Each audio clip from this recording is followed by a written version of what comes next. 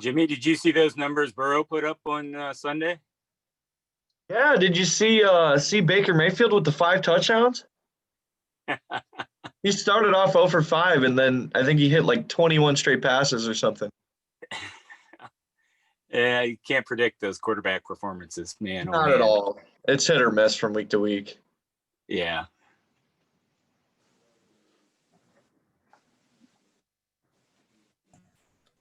Hey, Jimmy, do you want to have another bet this year against my Steelers? No, after I watched the first game, I don't know.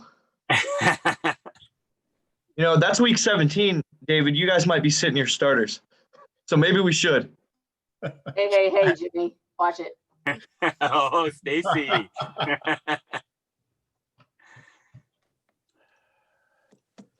Okay, I have 10 o'clock. Let us begin calling the meeting of the Seminole County Commissioners to order on Thursday, October 29th, 2020. Please join me in the pledge.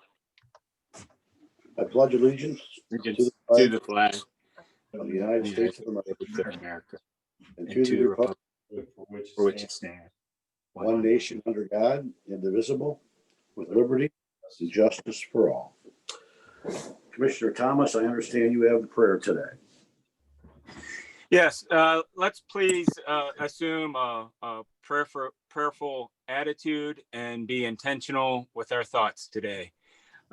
Lord, as we contemplate the county's business today, please guide us and lead us with what's best for the entire community. Please watch over.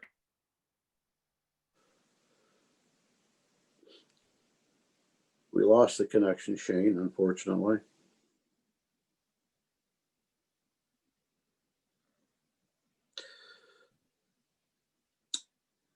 Jimmy, is it the entire meeting or just Shane out? It looks like it's just Commissioner Thomas. I see his thing is out. It looks like he's back. Are you back there, Commissioner Thomas? Yeah, I'm on. Did I dip out? Yeah, you dipped out for a second. It says your bandwidth is low. Maybe give it a redo. Let's assume a prayerful mode. Lord, please help us as we contemplate the county's business today. Keep all of our poll workers safe and protect all those who are suffering from the virus. As the election approaches, please let God's will be done. In your name we pray. Amen. Amen. Amen. Okay. Roll call, Nikki, please. Commissioner Kirschner, Here. Commissioner Paradiso, Here. Commissioner Thomas. Here. So the first order of business we have today is the Martin Luther King Jr. Committee. I believe there are people online who would like to make a presentation regarding that. So if you'll open their mics, Jimmy, and let them speak, I'd appreciate it. Good morning, commissioners. I'm Paul Citizen Stark, and I'll start out. I'm chaplain at Heidelberg University and interim pastor of St. John's United Church of Christ here in Tiffin. For over 30 years, the Seneca County has celebrated the work of the Reverend Dr. Martin Luther King Jr. on the third Monday of January.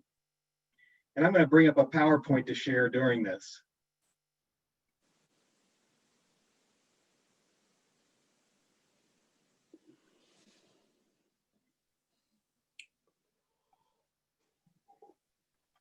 All right, is everybody seeing this? Yes. Okay, thank you. So I'm part of this committee, and we have been sharing this celebration day, the third Monday of January, for 30 years. And now, last fall, we discussed starting the next step to inspire our citizens each and every day as plaintiffs, defendants, jurors, judges, lawyers, and employees of the courts enter and exit the Justice Center. We are moving to add a sculpture of Dr. King, the person most famous for nonviolence and justice and peace in our nation's history.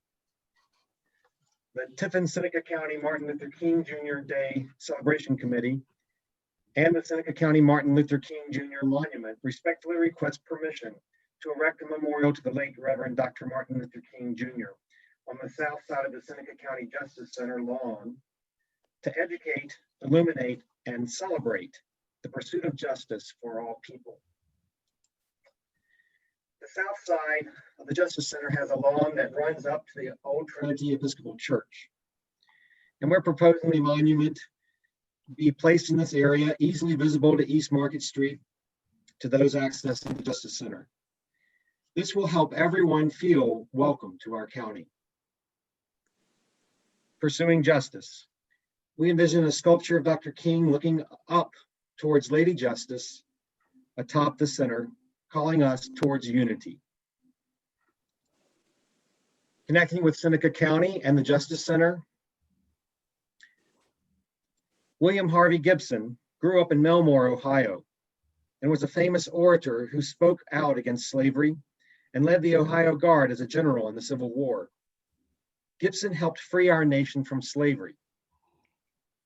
The Reverend Dr. Martin Luther King Jr. helped free our nation from segregation through our justice system. Now we envision a monument that reminds us that justice is for all people. Are we there yet? Of course not. Anyone will tell you that justice is not yet fully realized. That's why we have these symbols to remind us. Our Justice Center needs one more symbol, Dr. King. The citizens of the county placed a statue of Lady Justice atop the Seneca County Justice Center. We envision a statue with Dr. King looking up towards Lady Justice, symbolizing our pursuit. Seneca County government will not pay anything for this monument. This project will be funded entirely by the Seneca County Martin Luther King Jr. Monument, which has applied for 501c3 status. We're recognized by the state. We will be raising the funds and beginning construction within 2 years of the designation of property for the monument by the commissioners. All phases, augmentations, and expansions will be approved by the commissioners. A committee will eventually ask for an RFP, running a competition for artists to submit their ideas. The committee will choose an artist to recommend to the commissioners for approval. Once again, all this will be supported by funds raised in our community. No Seneca County tax dollars will be used for construction, upkeep, or refurbishment in the future. So this again is our request. We're requesting permission to erect a memorial to the late Reverend Dr. Martin Luther King Jr. on the south side of the Seneca County Justice Center lawn to educate, illuminate, and celebrate the pursuit of justice for all people. We have a few people to support this venture, citizens of our county. And the first is Sean Gunnell, Coordinator of Multicultural Student Affairs at Heidelberg University. Hello, Commissioners. As Paul said, my name is Sean Gunnell, Coordinator of Multicultural Student Affairs here at Heidelberg University, also co-chair of the Diversity, Equity, and Inclusion Committee as well. As an African-American man, I'm constantly asked, oh, you live in Tiffin. How do you like it there? Are there any Black people there? This is what I hear when I tell someone where I live. Demographically speaking, we know the numbers for Seneca County. According to the 2010 census, 95.4% white, 1.7% African-American, 0.18% Native American, 3.36% Hispanic or Latino. Numbers don't lie. And as a person who has lived in Seneca County for almost 4 years, and in my profession, I'm required to help recruit and retain students of color, and also assist in bringing more faculty and staff of color. Without me explaining my experience in Tiffin, if a prospective staff or faculty member of color has been offered a position at Heidelberg and wanted to drive down and explore the town for the night and get a feel of the place they could potentially live in and retire, what do they see? Numbers say they won't see many who look like them. This monument helps by just being there. After driving from Cleveland, Columbus, or maybe even Toledo through the cornfields, and you drive by the courthouse, and if you see a statue of Martin Luther King Jr., I can tell you, this would ease those feelings that people who look like me may have had while driving through those country roads. Although this isn't a final solution to diversity issues in Tiffin, but this is a great first step. Downtown in the courthouse is the first place that I went after being offered my position here at Heidelberg University. We know about William Harvey Gibson and his affiliation with the Whig Party and his strong anti-slavery views. And Lady Justice, who is often depicted with a blindfold. And the blindfold represents impartiality and justice for all people, regardless of your status, your wealth, or anything like that. We all know how that has worked out here recently. This is a great story. Adding MLK to this story is the final missing piece at the Seneca County Courthouse. Thank you. Thank you, Sean. Next, we have Reverend Marilyn Coney, pastor of Faith United Methodist Church.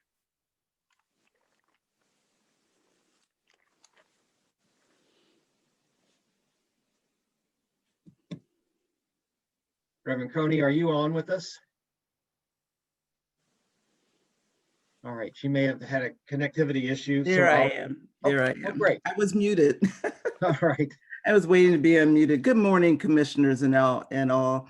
As Paul said, celebrating the life and the work of Dr. King has been important in our community for more than 30 years. Various groups have been part of that celebration from the universities, and I believe the celebration was hosted at St. Mary's prior to coming to Ebenezer Baptist Church, which just the name itself is a connection to the church where Dr. King grew up and started his ministry and actually was co-pastor until he died. After a merger, we became Faith, but the Faith United Methodist Church, but the celebration is still held here. I believe that a monument to Dr. King at the Justice Center is the next step in continuing to recognize and celebrate the work that he did. And I want to also remind us that the work wasn't all about African Americans, and that was very important work, but Dr. King worked on behalf of all people, and his work was nonviolent. He was very much involved in the issues around poverty, and it was all who lived in poverty.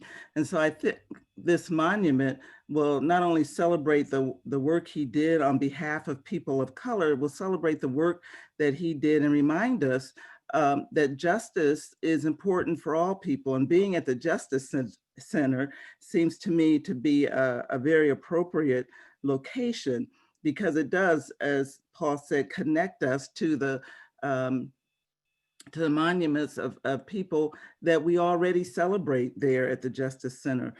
Going into the center, and someone would see Gibson and Lady Justice and Martin Luther King all united, so to speak, on their behalf, I think would be a wonderful testimony to what we believe here in Seneca County. Thank you very much, Reverend Coney. We appreciate your support and support for hosting that wonderful celebration we do every year at your church. Thank you. Next, we have Sister Edna Michael, who's the director of the Franciscan Spirituality Center and a part of the Sisters of St. Francis. Good morning, commissioners and all. Yes, indeed, as Paul said, I'm Sister Edna Michael, director of the Spirituality Center. The Sisters of St. Francis have been one of the sponsors of the Martin Luther King Jr. celebration annually from the very beginning.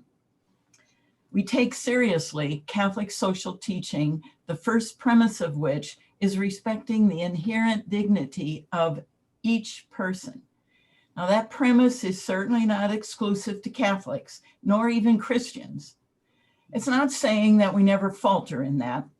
Sometimes people's behavior makes it kind of hard to give them the kind of respect, but it is saying that we will stand firmly on that principle and work tirelessly to provide that kind of respect for everyone.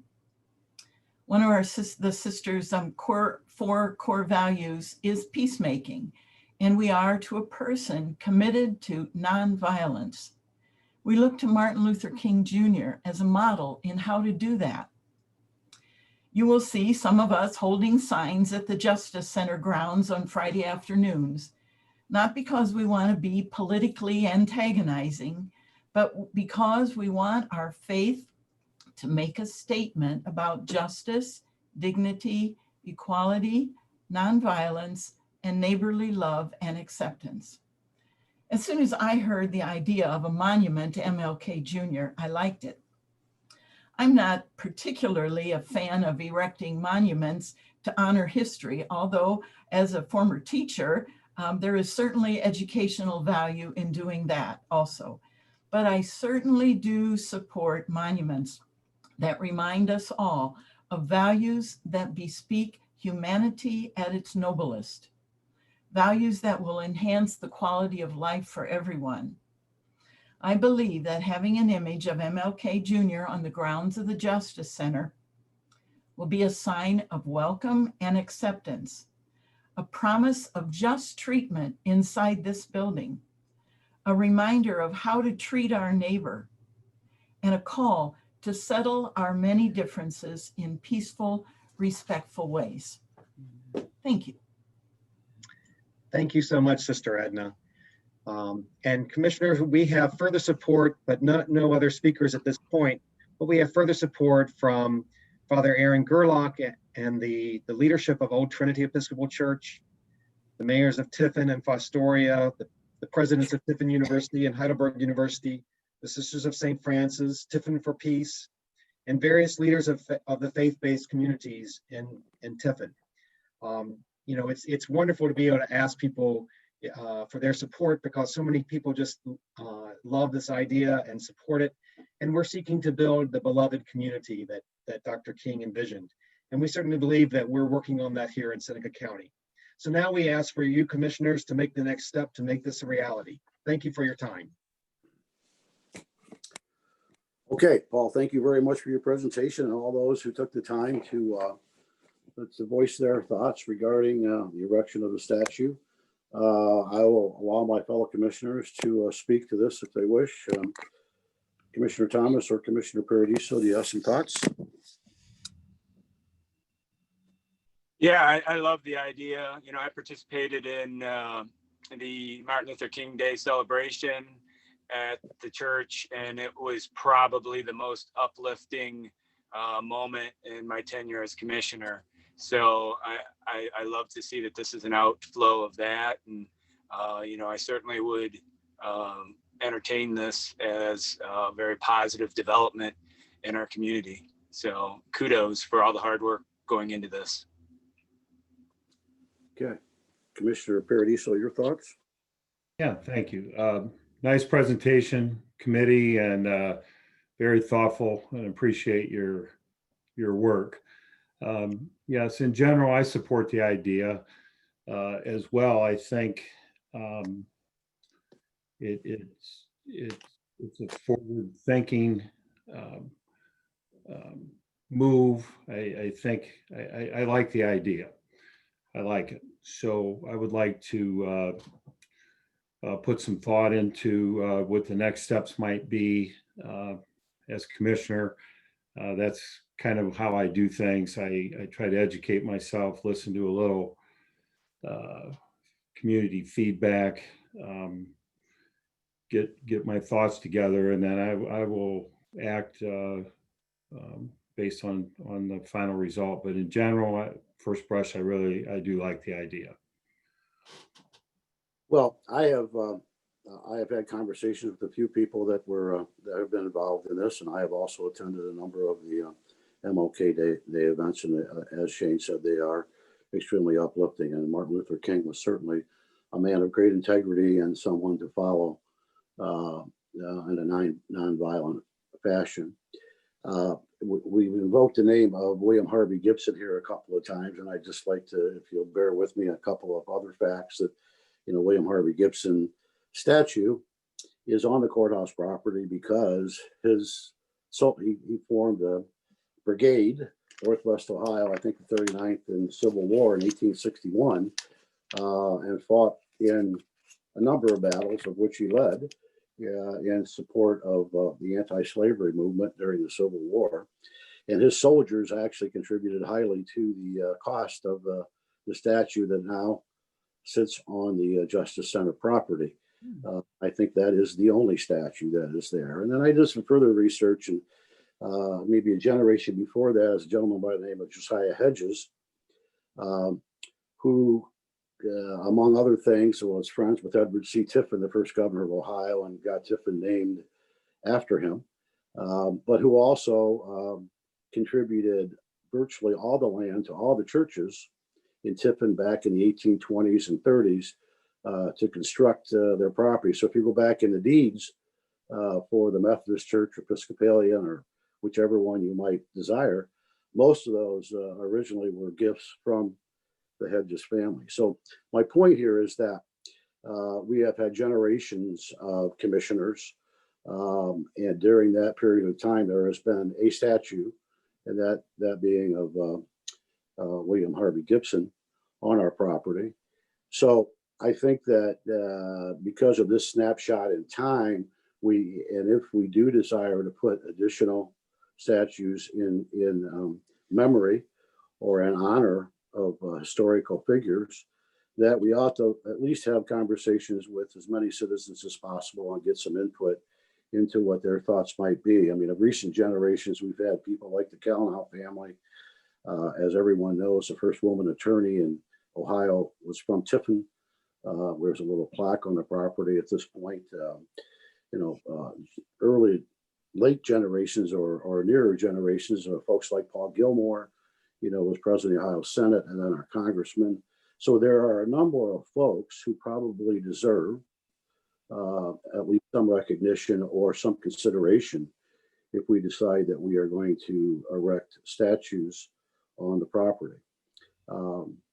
So I just think that we need some time to take a deep breath, sit back, consider what we should do, and ask for the input of the people that we represent to help us make that decision.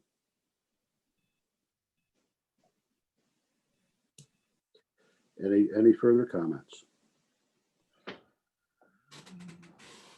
Okay, hearing none, we have Community Development Block Grant Funds update from Charlene, I believe. Yes, Commissioner. I would like to provide you with an update and a request regarding the Program 19 CDBG funds. Very fortunate in this program. We completed the Bloomville sidewalk project. Our cost estimate from the engineer was $73,900, and that included engineering. To date, we have spent $58,400, and we have probably about $2,000 more to spend on engineering for this project. That being said, we'll have a remainder of about $13,500.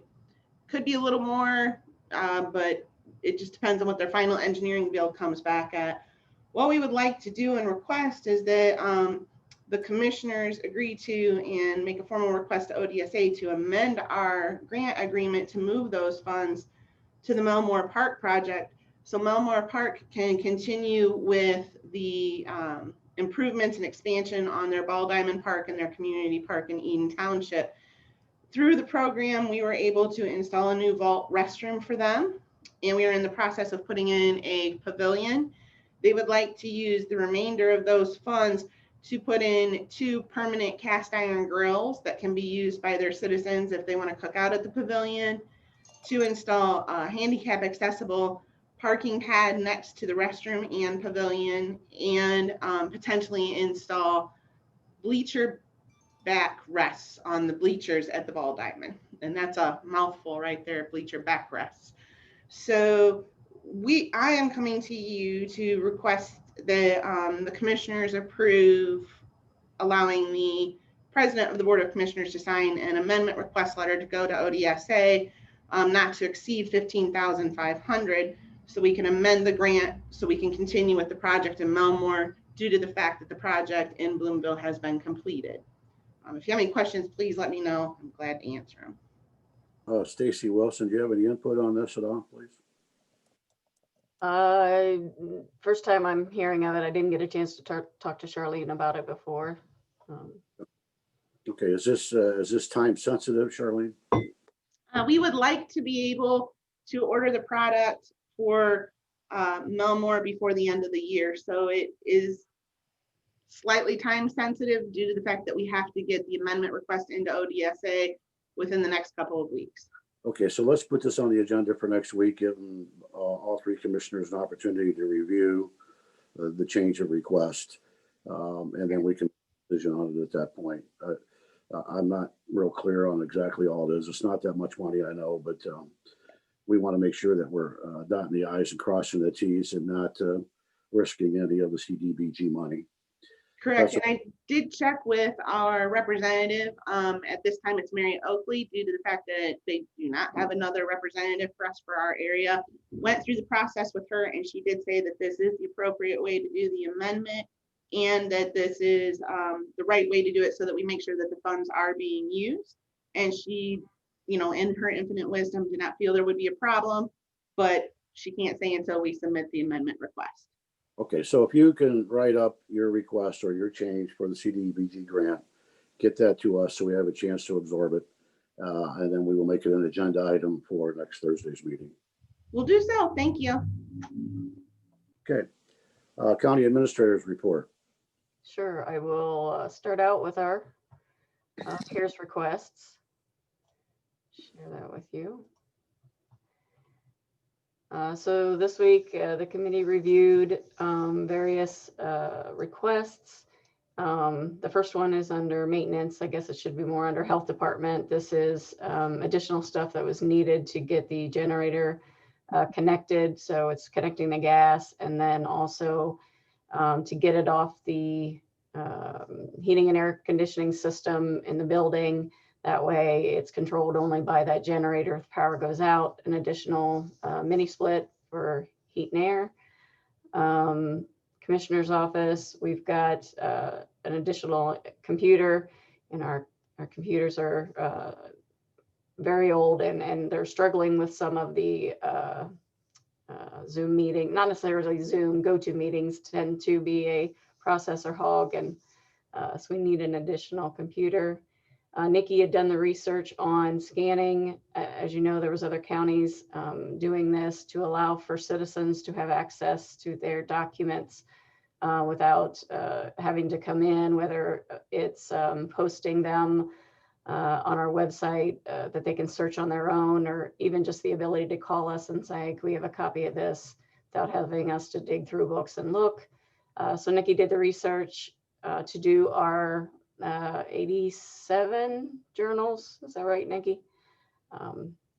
87 journals for $20,358, and then additional cables needed for our system. Youth Center needs a little bit more equipment that they ordered for their system, some monitors, webcams, and cords, JFS, some protective sleeves for mouse and their keyboards when they are out in the field working remotely. The prosecutor's office asked for 4 additional iPads for their court hearings. And the auditor's office wanted an additional laptop for remote working, some additional wired earphones for Zoom meetings, and some laptop sleeves. So the total request for this week is $34,474.22. So as you can see, it leaves us with $1,145,033.01. Show you the totals. I did get the copy of United Way's contract, so I'll have that here in a few minutes. So I added in there administration fee. They put it up to 25,000. We said that they could do 10%, so they just did a not to exceed 25,000. So taking all those into consideration, it takes our amount down to 1.1. We did have one expense that the committee reviewed again after we had already approved it. It was a panic button for the treasurer's office, which was included in the security cameras, which, you know, security cameras for the contact tracing was approved, but the committee felt a little uncomfortable and decided, you know, we're going to have to redirect that elsewhere. panic button is more for if something happens to the treasurer's office, they can push a button and it will call Tiffin PD to come down to the building. So we need to pull that back out. So there'll be a little additional there. So that leaves us with $1,136,414.44. Mike had mentioned potentially another entity. I had reached out to Job and Family Services and talked to Kathy Oliver about a program, if she would have one similar to GeoCap and United Way. And she said, absolutely, we don't have it, but we'll get it. And next day I had a proposal. So I didn't know, Mike, if you want to. Well, yeah, I appreciate all the hard work that the committee's doing, first of all. Thank you very much for that. And as you say, there's some place in round figures of $1,135,000 left. If Kathy Oliver has a number of requests or knows of a number of folks in the area of Jobs and Family Services who have been adversely impacted because of the pandemic and who have some needs for some of the basic necessities like groceries and rent payments and the kind of things that keep us all going. And I know that we have allocated $1 million and spread it over 4 agencies. Kathy has identified a number of folks that might fall under the radar that she thinks the money could be used very well for. Now, the remainder at that point, if we did allocate $250 to Jobs and Family Services, would leave us about $885,000. I know that we have a request in for a grant for some sheriff salaries that is in question at this point. So my question is, can we, if we did allocate $250,000 to Jobs and Family Services, that would leave us in round figures about $885,000. Could we transfer that money for sheriff salaries? And if the grant comes through, that would in theory be transferred to the general fund for COVID related expenses as time goes on. So is it, we're coming up against the time deadline here. So is it possible to transfer the 885? Well, first of all, we'll have a conversation about the 250 to Jobs and Family Services, because that would then mean that we had sub grants of $1,250,000 as opposed to $1 million.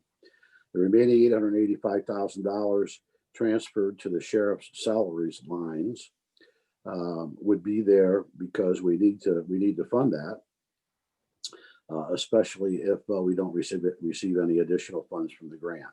So is that possible? And I would open it up to discussion to the other commissioners regarding the 250. But maybe first I would ask Kathy Oliver to kind of detail for us what she thinks she would do with that grant. Good morning, Commissioner. Yes, we could easily work with families to get them some mortgage, rent, utility payments to help them out. We're seeing some of those family requests right now. We would be happy to do that for the commissioners and for the community if you determine that that's in your budget. Thank you. So you would feel comfortable, Kathy, of dispersing those funds by the end of the year? Absolutely. Okay.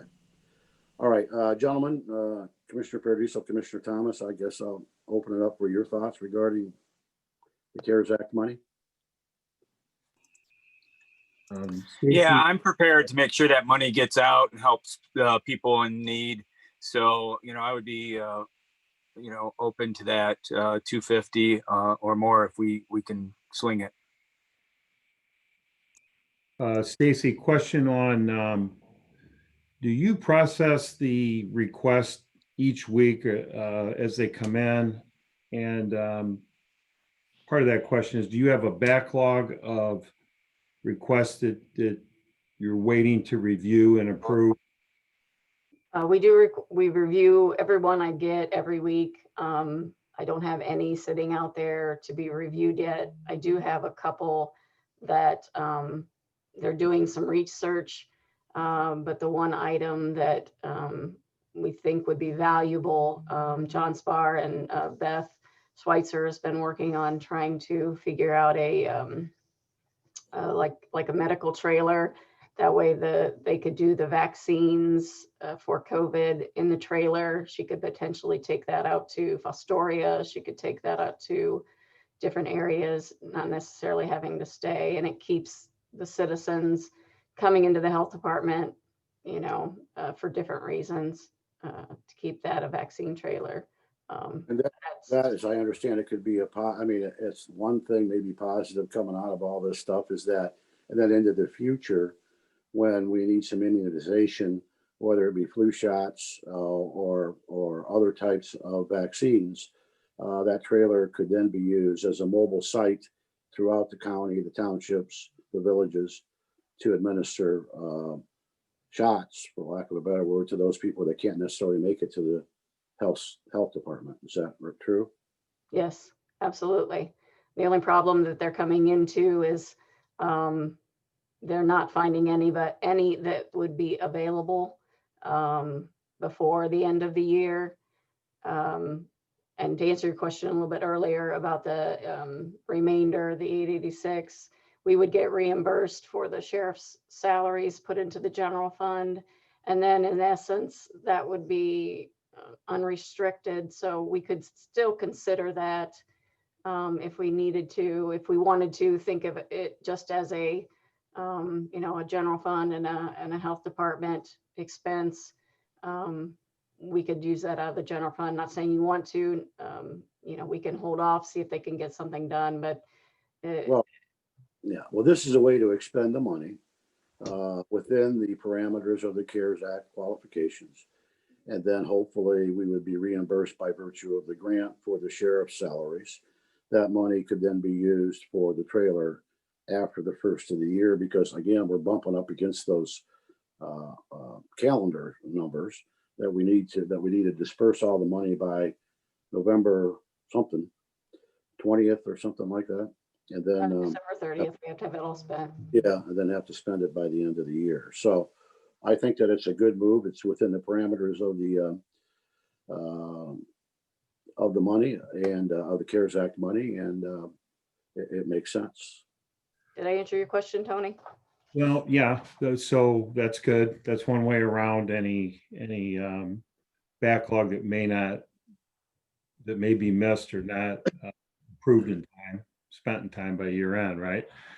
So the concept, if we agree to move the money, since we haven't heard about the grant for the sheriff yet, can we agree in concept that we want to do this, but not formally move the money? And just, we have time to move that money over, right? Just in case some low fruit comes in. I guess if we move the money over into the salary line, then it would be in that account. This is a government accounting kind of a question, right?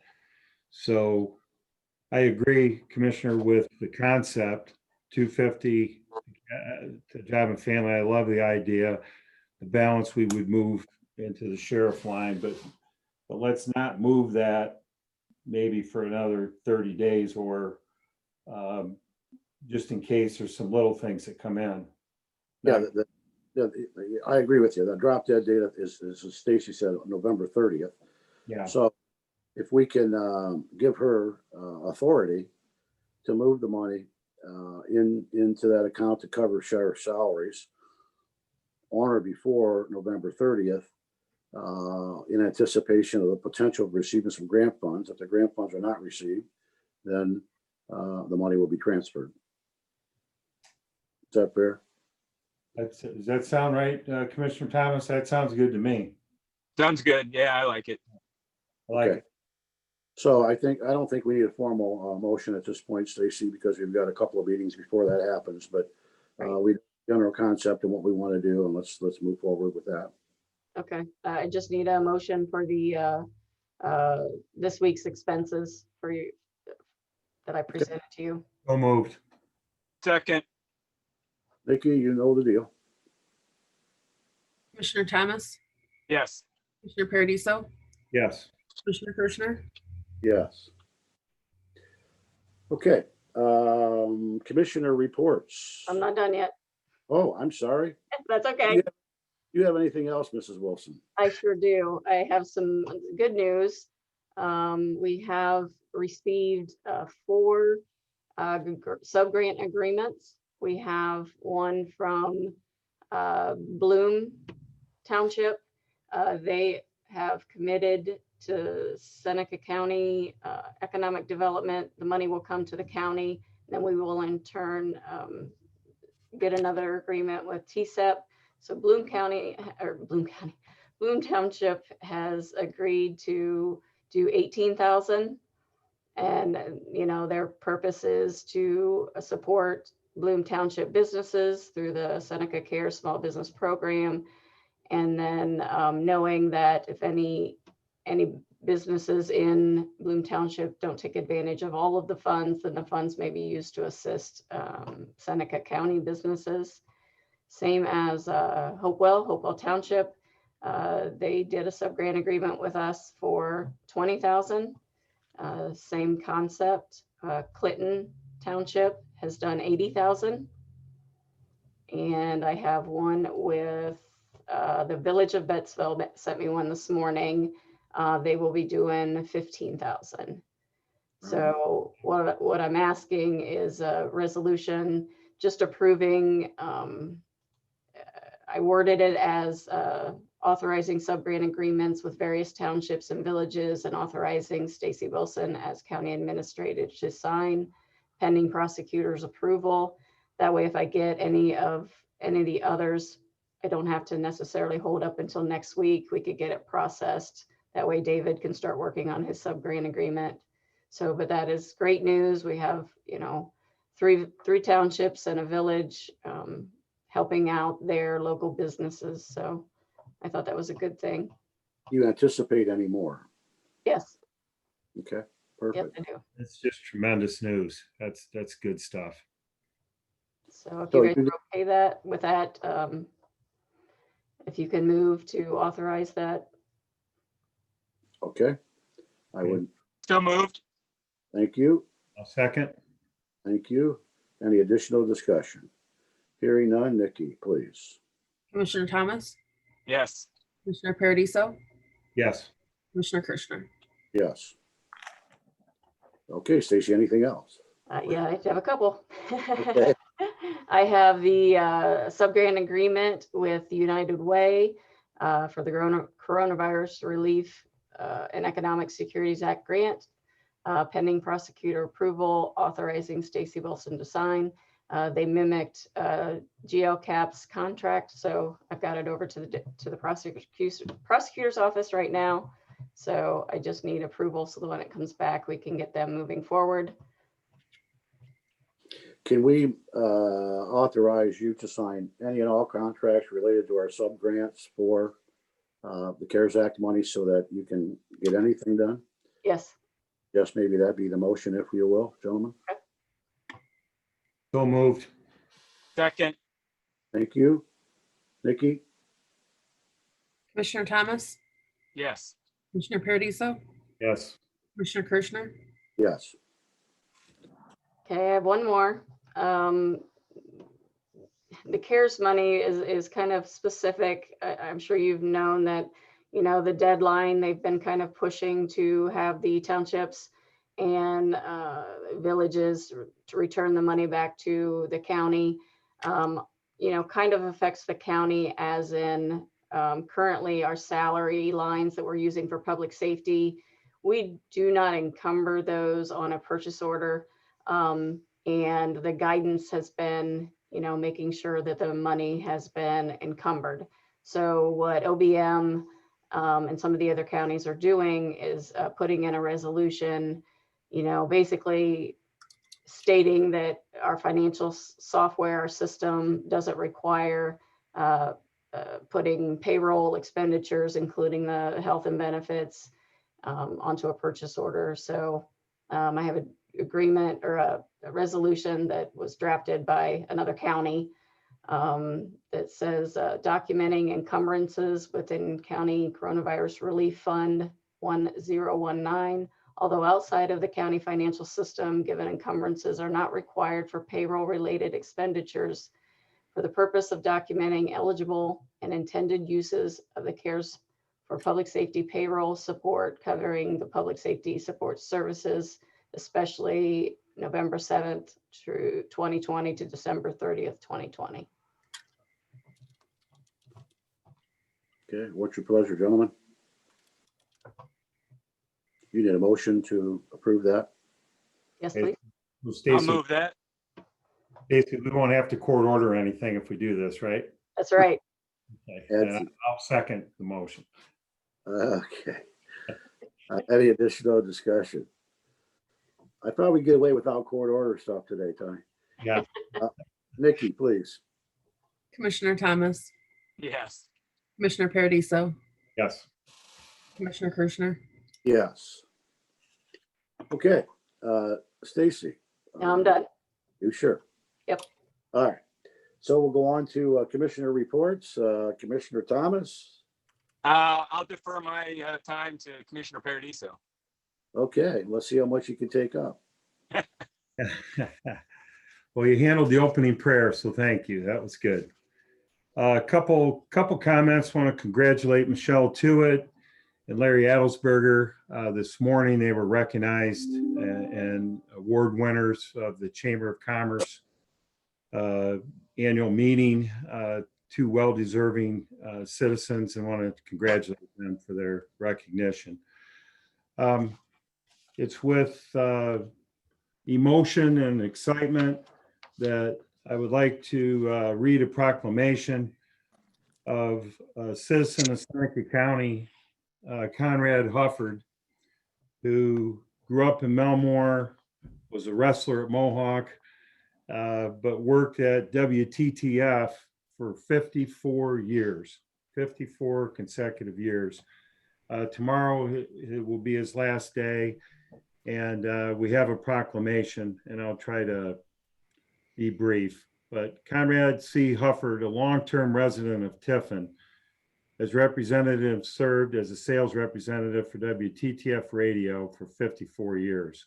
At the end of October, Mr. Hufford will retire from his day-to-day operations. His duty include radio advertising, promotional needs for hundreds of clients and businesses throughout the county since 1966. Mr. Hufford has gained the respect and loyalty of these clients and businesses through his honesty, professionalism, and punctuality. He has worked with dozens of past and present WTTF employees. I was one of those that I had the opportunity to work with Conrad. Delivering high quality and timely news, sports, special programs, remote broadcasts, great music. Mr. Hufford was also a trusted mentor to a number of these employees. So now therefore be it resolved, this Board of Seneca County Commissioners hereby proclaim Thursday, October 29th, 2020, it's Conrad C. Hufford Day in Seneca County. Thank you, CC, for being the voice of Seneca County. So I will be presenting him this at a luncheon out at TJ Willie's around lunch hour today. There's a small reception there, and want to congratulate him and thank him for his great service. And lastly, I'd like to let everyone know that we had our OPWC meeting, Ohio Public Works Commission meeting on Monday with the engineer. We scored a variety of projects. We've rated these projects and have submitted them to the state of Ohio for grant money into next year. The number one scoring project was phase 3 of the sewer project over in Fostoria this year. And second was our commitment to the county townships. That would be a county commissioner request for $375,000, $25,000 to all 15 townships. That was scored number 2. So there will be approximately $1 million coming back to the county. We've scored these projects, submitted them. We should hear in the next 4 to 6 weeks on that. Thank you. Okay. Thank you. Nothing else, Tony? No, sir. Okay, I've got a couple of things to go over. I know David Zach's on the line, but we went through the strategic planning for Tip and Seneca Economic Development yesterday. And I just want to give a shout out because there's many, many more accomplishments than the general public really knows and how hard these folks are working. But David and his team, David Zach and his team of Nick Dutro, Amy Reinhardt, Audrey Flood, and Carol Kern have surpassed expectations, I guess, is the best way to say it, in the work they have done, especially during this difficult time. You know, everybody's trying to create a new normal, and we're looking forward to great things from economic development into the future. The second thing that I have is that we had talked last week about the server in the auditor's office, and I'm not going to bore everyone with the details of the letter. It will be posted on our site, but we're asking respectfully that server be moved to the server room in the annex at the courthouse property, or the Justice Center property, and we're asking to get that done as soon as possible. We've had numerous meetings on the subject. All of the other elected officials have agreed that when the time comes and it's proper, their servers will be moved to this area. We have developed policies to protect the servers and installed security cameras and other devices to ensure their safety, as mentioned last week. So we are, as commissioners, formally requesting that server be moved to that area. I think that really is the gist of my report here. Anything else other commissioners have to add on their reports? Hearing none, I guess we'll move on to old business. And the first item on that agenda is a museum. Commissioner Paradiso, I'll let you talk about that. Thank you. I would ask that the commissioners consider approval of a resolution that, and I will read that as I view the next step in securing a operator and for the museum, as well as achieving our inventory desires, et cetera, all the things that we've talked about. In summary, we have met, as I mentioned before, all sides have met. My resolution would be, I'm going to read it here, high level, that we enter into a 3-year agreement with the Barnes Deinzer Foundation, that the inventory will be done. They will hire a director. They will be responsible for major improvements, marketing. The county's piece of that, we will be responsible for basic utilities and basic maintenance. There will be there's a feeling and a understanding that the foundation will work with the Historical Society. We've laid some of that out informally, that the county would retain Tanya Huffert as an employee. Tanya would report to the foundation and work with them. We've had discussions there. This has all been vetted with Stacy, county administrator, as well as Derek, our county prosecutor. So in an effort to take the loose ends and formalize everything, I'm requesting that we approve a resolution as follows. And Stacy, if you want to comment when I'm finished, feel free. But Seneca County Commissioners, Mike Kirshner, Tony Paradiso, Shane Thomas, met the 29th day of October. The Board of Commissioners is authorized to approve and enter into agreements. Now, therefore, be it that this Board of County Commissioners, Seneca County, does hereby enter into a contract with Barnes Deinzer Seneca County Museum Foundation for operation of the Seneca County Museum, and authorizing Stacy Wilson as county administrator to sign pending prosecutor approval And be it further that it's found and determined that all formal actions of this board concerning and related to the adoption of this resolution were adopted in an open meeting. That's the gist of it. Basically, we would proceed as discussed and condense everything to a final document. So I'll take that as a motion for this resolution to be passed. Yeah. Second. Okay. Any additional discussion? Hearing none. Nikki, please. Commissioner Thomas, Yes. Commissioner Paradiso, Yes. Commissioner Kirschner, Yes. Okay. Any other old business to be brought before the commission at this point? Hearing none. Stacy, we have some supplemental appropriations and some authorizations to approve. I have a supplemental appropriation at the request of the engineer's office. They need additional $22,599 into their signs line. This is for a grant to replace all stop sign head for the county. It will be 100% reimbursed. And let me find my other resolutions. They are. Green one there. I think these are all on the agenda. A resolution accepting the amounts and rates as determined by the Budget Commission, authorizing the necessary tax levies and certifying them to the county auditor. I can, instead of reading them all, I can scroll down and show you what they have. The auditor has submitted that was approved by Budget Commission. And then also the section down here, Schedule B, talks about mental health and recovery services.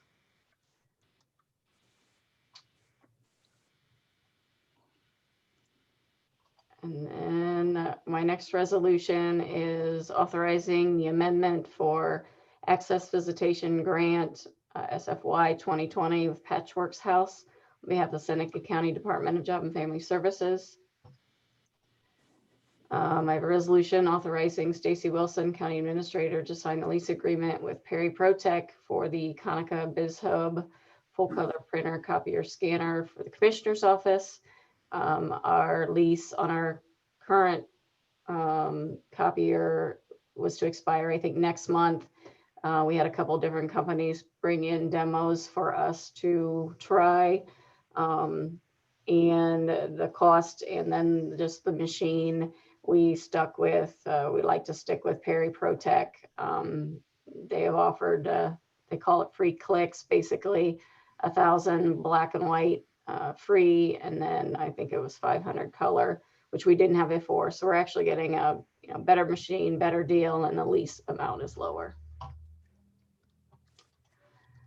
Then I have a resolution amending our board's orders of, I don't have a date, I think it was last week, resolution number 20-161, certifying unpaid assessments to the county auditor for collection for the Ohio Revised Code section 6117.02. I got a letter from Charlene indicating that there was a parcel, an individual had passed away in June. The office was not notified, so we certified it on our delinquent sewer assessments and certified that to the auditor. The auditor said to get that removed, which was approved by Mark Zimmerman, as long as we're okay with it, removing that amount. We have to do that via resolution. The unpaid amount was $27.20. And then resolution amending the board's orders of October 22nd, 2020. This was fixing the date and time for the viewing and public hearing for the vacation of 2 alleys located in Loudon Township, Ohio. We actually had a citizen, after the legal went out the first time in our advertisement, actually knowing the area and being in the area, looked at the plot map, and I think initially it said section 10 and it should have been section 7. Nikki contacted Hank and Associates to review their legal description or their the description, and realized it was incorrect. So they have redone that. And so we have to amend it. We have to push out the viewing and the hearing another week. So we have done it for Thursday, December 10th, 2020 at 9:30 will be the viewing at the location. And then at 10:15, we will have the hearing. And I think that's all the resolutions I have. Okay. Motion to accept, please. So moved. Thank you, Commissioner Thomas. Thank you, Commissioner Paradiso. Nikki? Commissioner Thomas, Yes.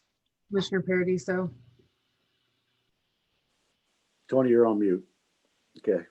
Commissioner Kirschner, I think the thumbs up is an okay. Is that a legal term? Yeah. Yes. We have it on tape, right, Jimmy? Okay, the time has come for public comment. Commissioner Kirschner, Yeah. I have Mr. Eborg is on with us. I sent you guys the letter from him earlier this morning. I don't know if he wants to talk or if he still wants me to read the letter he sent yesterday. No, Mr. Eborg, I see he's on mute. Jimmy, can you unmute him, or can you unmute yourself, Mr. Eborg? Yep, Commissioner, anyone can unmute themselves, just so there's no. Yeah, I unmuted it. Okay. Close enough. That's all right. Have you been able to take a chance of reading the letter that I had sent? I had asked Nikki if she could read that in your meeting, if that was possible. It might be more. Sure, Nikki. Okay. To the Seneca County Board of Commissioners, due to the recent sale of Miss Wiat's property on County Road 26, new survey stakes have appeared on the adjoining property of Mr. and Mrs. Brickner. This stake lines up with the intersection of northwest corner of Outlot 113 and imaginary line of the northwest end of Township Road 198A right-of-way. On August 6th of 1996, the Board of Commissioners received a time-stamped petition from Harold and Linda Brickner to vacate the end of Township Road 198A that abutted the frontage of their Outlot 112 property in the Wentz addition. During October 1st, 1996 meeting, the Board of Commissioners set November 19th, 1996 for viewing and November 21st for the hearing of this vacation. They also sent appropriate notices to all concerned. During the prior meeting, November 21st, there were letters from the City of Tiffin and Seneca County Engineer's Office. At the hearing on November 21st, several landowners from Township Road 198A gave testimony why the vacate should be given. Their concerns for safety and property rights was included. Mr. Harlett said the road went to not across the last Outlot 112. Mr. Eborg found documents that showed if the road was not constructed and maintained within 7 years, the right-of-way of the property would revert back to the property owners. Two letters dated December 6th, one from Kent Nord and one from County Prosecutor's Office. Kent Nord's letter gave several options to satisfy requirements of access to the city's retention pond lot. One option was access from the property abutting the southeast of the city lot. There are 2 access gates. He also pointed out several Ohio Revised Codes, 5553.00 and subdivision regulations that showed the city lot purchased from Miss Wiat was in violation when purchased. And then further down, he does note those if you guys want to look at those, and I can put this in with our board meeting minutes. Basically what happened is that they tried to do an alley vacation, and somewhere along the line, the ball got dropped and the vacation was neither denied or accepted by the commissioners.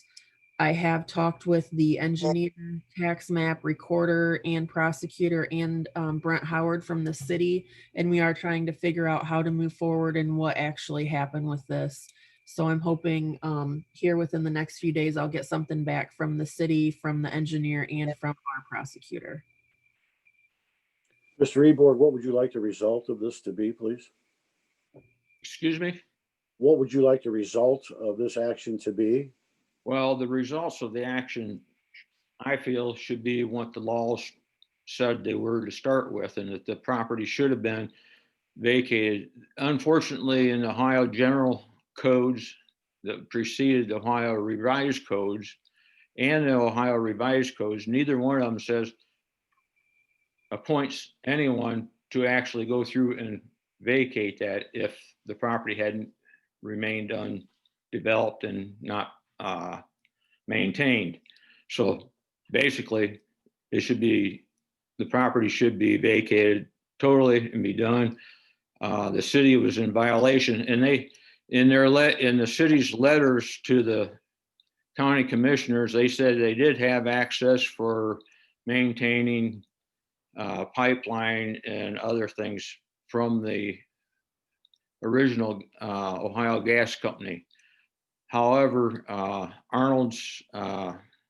Willis Arnold's bought the property from Columbia Gas, and also the property butts up against the township road. That portion of it, I don't see how it could safely be anything, an easement or road right away put through there. It's a matter of safety, and actually Mr. and Mrs. Brickner's rights to have their house. What I would like to see is the commissioners say that that the petition was correct, and that they, if there is actually in fact a portion of that road right away that has never been improved, then it should be vacated with the stipulations of the same as you would have for the power companies and things like that. Okay, I appreciate you taking this up, Mr. Ebord. I think that the logical thing for us to do is refer it to our prosecutor for review and ask for his opinion as to how we can resolve this problem. So we will do that. Nikki, I assume you've had some conversation with Derek. Correct. Please put it up. I do have another thing. Okay. The letter that they received back from the county commissioner, or from the county prosecutor at the time, was dated December 6th of 1996. And the only question he answered to him was that he assumed that they should have made a decision within 30 days after the meeting. Okay. In the Ohio Revised Code, there is things, if they fail to make decisions within a certain amount of days, then it would be considered vacated also. It went through. Also, Mr. Nims had made a report, which was the county engineer at the time, and he had 5 paragraphs. The first 4 verified that they were well within their rights.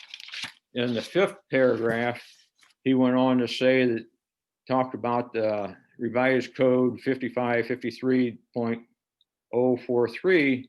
In the very last sentence in that, he says, bear in mind a vacation of this road would be in violation of Seneca County subdivision regulations, as well as Tiffin subdivision regulations, since this action will create a landlocked.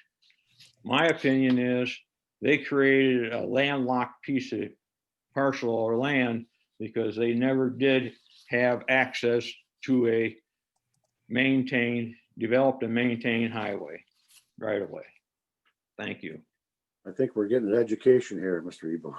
Well, furthermore, late last night, I have received a phone call from Mr. Brickner. Him and I have been in contact with the township trustees, and the township trustees said they're going to look into it and possibly put forward another opinion for a vacation. I stated in my letter that it was 7 years, and that's probably based on the original general Ohio code. And the new code, the Ohio Revised Code, says 21 years. Well, 21 years was well up when we filed it in 1996, and now it's been another 25 years. Someone kicked the can down the road several times and kicked it in the ditch and covered it up. Thank you. Thank you, Mr. I'm a little excited, but this Yeah, is, that's all right. it's a very Good. small, very small road. Right. We appreciate you coming forward with the information, and we will have it on the agenda next week.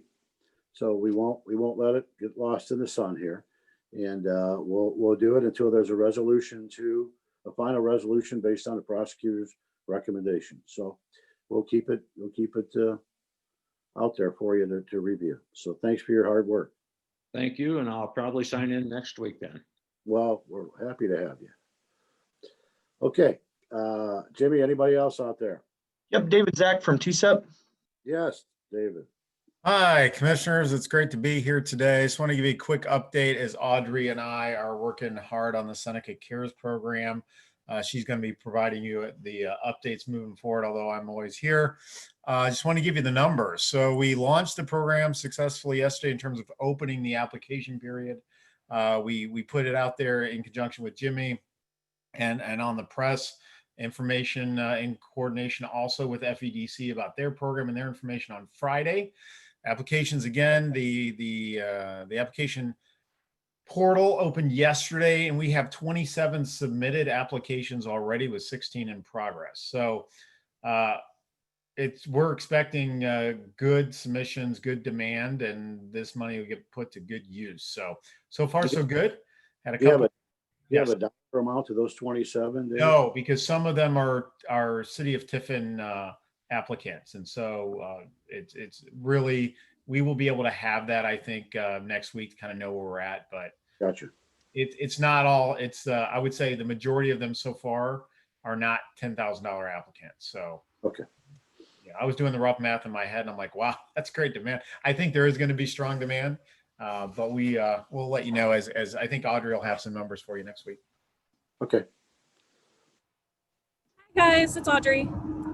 Good morning. Yeah, I just David pretty much covered the update, but just wanted to let you know that I'm working hard to get the word out to all the rural businesses as best I can, reaching out and trying to get it in front of them. But the more help we have on getting that word out, the better. So any businesses that you guys know of, please spread the word. Just tell them to go to senecacares.com or give me a call or look me up, and we're happy to get them engaged in the process. So yeah, what questions do you have for me about how that's going? I think it's probably too early for a lot of questions at this point, Audrey, but just keep reviewing the apps and keep bringing us up to date. Perfect. Thank you. Let us know if you have any other questions. Okay. Thank you. Anybody else out there, Jimmy? None at this time. If you're joining us by the phone line, you can hit *6 to unmute and come forward now. Yeah, I would like to just thank Nikki for the research that she had done and what she was able to find, and let me know what she wasn't able to find. Thank you again, Nikki. You're welcome. Nice job, Nikki. Okay. Hey, Tony, make sure you send all of our congratulations to Conrad Hufford. His name's more synonymous with the radio than even the call letters. So my entire life he's been on the radio. Yeah, I appreciate that, Shane, that you said that. Because I had kind of forgotten, but I wasn't with him 54 years ago. But back in 1980 something, when I ran Tiffin Savings Bank and we changed the name to First Bank, he was instrumental in handling a lot of the marketing for that. 6 years ago, when I ran for office, the first person I called, or one of the first, was Conrad, to find out what his suggestions were as far as marketing goes. So he's been, it reminds me of the book by Mitch Albom, The 5 People You Meet in Heaven. I don't think that he realizes how many lives he's touched over those 54 years. All of us, many of us have a story about Conrad. He's always been above board and certainly always giving good advice. So God bless him. He can put his head on a pillow and rest well. He's had a great career. Jimmy, anything else? Done. Okay. 11:14. God bless and stay safe. We are adjourned.